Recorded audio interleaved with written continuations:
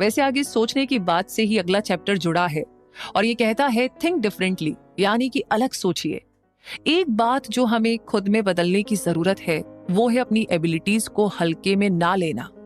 लेकिन परेशानी ये है कि उन चीजों को पहचानना बहुत मुश्किल है जिसे हम हल्के में ले लेते हैं, यानी टेकन फॉर ग्रांटेड ले लेते हैं। इसका रीजन भी यही है कि हमने उसे हमेशा हल्के में लिया है। वो चीजें जिन्हें हम हल्के में लेते हैं उनमें से सबसे कॉमन एग्जाम्पल है हमारे सेंसेस। अगर आप लोगों से पूछेंगे कि उनमें कितने सेंसेस हैं, तो ज्यादातर लोगों का जवाब 5 होगा और कुछ का जवाब इंट्यूशन को मिला करके 6 होगा। लेकिन सदन घाना के एनलो ईव लोगों के अनुसार हमारे अंदर एक और सेंस है, वो है सेंस ऑफ बैलेंस। ये हमारे रोजमर्रा की जिंदगी का बहुत ही जरूरी हिस्सा है, लेकिन हम इसे भी हल्के में ले लेते हैं। हम सबको बैलेंस होने की इतनी आदत हो गई है कि हम उसके बारे में सोचते भी नहीं हैं। लेकिन बार्ट ने अपने सेंस ऑफ बैलेंस को बिल्कुल भी हल्के में नहीं लिया। वो एक एक्टिव बच्चा नहीं था, लेकिन जब वो 6 साल का था तब बार्ट ने डिस्कवर किया कि वो अपने हाथों से भी उतने ही अच्छे तरीके से चल सकता है जितना कि अपने पैरों से। आखिर में बार्ट अपने हाथों से सीढ़ियां चढ़ने उतरने लगा। एक दिन उसकी माँ और टीचर उसे जिम्नास्टिक सेंटर लेकर गए। बार्ट बहुत ही खुश था। उसे ऐसा महसूस हुआ जैसे वो क्रिसमस के दिन डिज्नीलैंड में है। उस समय उसे एहसास हुआ कि उसकी स्किल्स दूसरों को खुश करने से कहीं ज्यादा के बारे में है। 8 साल के बाद उसने मॉन्ट्रियल ओलंपिक्स में अमेरिका को रिप्रेजेंट करते हुए भाग लिया और अब तक का सबसे बेहतरीन जिम्नास्ट बना। बार्ट के जैसे एथलीट्स का अपने शरीर और सेंसेस पर बहुत ही अच्छा कंट्रोल होता है। जब वो प्रैक्टिस करते हैं तो वो अपने माइंड और मसल मेमोरी को पूरे तरीके से अपने रूटीन में ढाल लेते हैं। अक्सर फाइनल परफॉर्मेंस के समय ज्यादातर स्टेप्स सोच समझ कर के फैसला लेकर करने के लिए बहुत कॉम्प्लेक्स और फास्ट होते हैं। इसलिए एथलीट्स अपनी इंट्यूशन, फिजिकल रिफ्लेक्स और कोऑर्डिनेशन पर भरोसा करते हैं। इस तरीके से एथलीट्स ह्यूमन इंटेलिजेंस को लेकर के जो कॉमन आइडिया है उसे चैलेंज करते हैं। तो थिंक डिफरेंटली, यानी कि अलग कैसे सोचना है, इस बारे में हमने जाना। और अब है अगला चैप्टर बियॉन्ड इमेजिनिंग, यानी कि अपने लेक्चर के दौरान केन रॉबिन्सन अपनी ऑडियंस से पूछा करते थे कि वो अपनी इंटेलिजेंस और क्रिएटिविटी को 1 से 10 की स्केल में कहां पर रैंक करते हैं। इंटेलिजेंस को लेकर के ज्यादातर लोग खुद को 5 से ऊपर रखते थे और क्रिएटिविटी के लिए ज्यादातर लोग खुद को 5 से नीचे रखते थे। तो लगभग सभी लोग खुद को इंटेलिजेंस और क्रिएटिविटी के लिए अलग अलग पॉइंट्स देते थे। इसका रीजन है कि आमतौर पर यह माना जाता है कि इंटेलिजेंस और क्रिएटिविटी स्पेक्ट्रम के 2 अलग किनारे में है और यहीं से प्रॉब्लम शुरू होती है, क्योंकि इंटेलिजेंस और क्रिएटिविटी गहराई से एक दूसरे से जुड़े हुए हैं। अपने एलिमेंट को ढूंढने के लिए यह जरूरी है कि आप सच में समझे कि क्रिएटिव होने का मतलब क्या है। तो आइए हम यहाँ पर क्रिएटिविटी को लेकर के जो आम गलत फहमियां हैं उसे खत्म करते हैं। तो सबसे पहली गलत फहमी है कि सिर्फ कुछ खास लोग ही क्रिएटिव हो सकते हैं, और ये गलत है। हर इंसान पढ़ने लिखने की कैपेसिटी की तरह ही क्रिएटिव बनने की कैपेसिटी लेकर पैदा होता है। जब कोई इंसान पढ़ लिख नहीं सकता तब हम ये नहीं कहते कि उस इंसान के पास पढ़ने लिखने की कैपेसिटी नहीं है। असल में उन्होंने बस पढ़ना लिखना सीखा नहीं है, राइट? और ऐसा ही क्रिएटिविटी के साथ भी होता है। हमें क्रिएटिविटी सीखने की जरूरत है, ये देखने की जरूरत है कि ये कैसे काम करती है।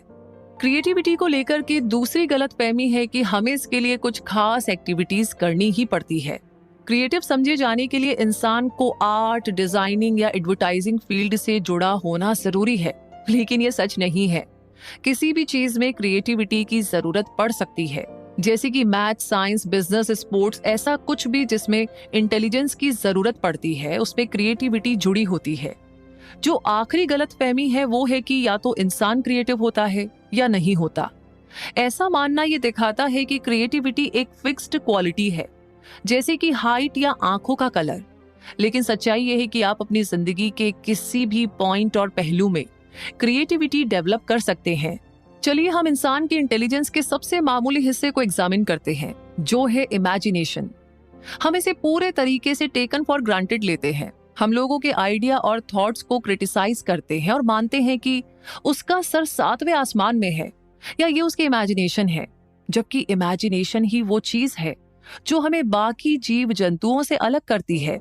हम अपने फिजिकल माहौल से बाहर निकलकर दूसरी जगह इंसान चीजों या यादों की एक मेंटल इमेज बना सकते हैं। अगर आपसे कहा जाए कि आप अपनी माँ को या कल रात को जो आपने खाना खाया है उसे इमेजिन कीजिए, तो आप इसे आसानी से कर सकते हैं, भले ही आपके सामने आपकी माँ या खाना ना हो। तो इमेजिनेशन के जरिए हम अपने बीते हुए कल को फिर से जी सकते हैं, आज को समझ सकते हैं और आने वाले कल के सपने देख सकते हैं। लेकिन ये भूल करके भी मत सोचिएगा कि इमेजिनेशन और क्रिएटिविटी एक है, ये दोनों अलग चीजें हैं।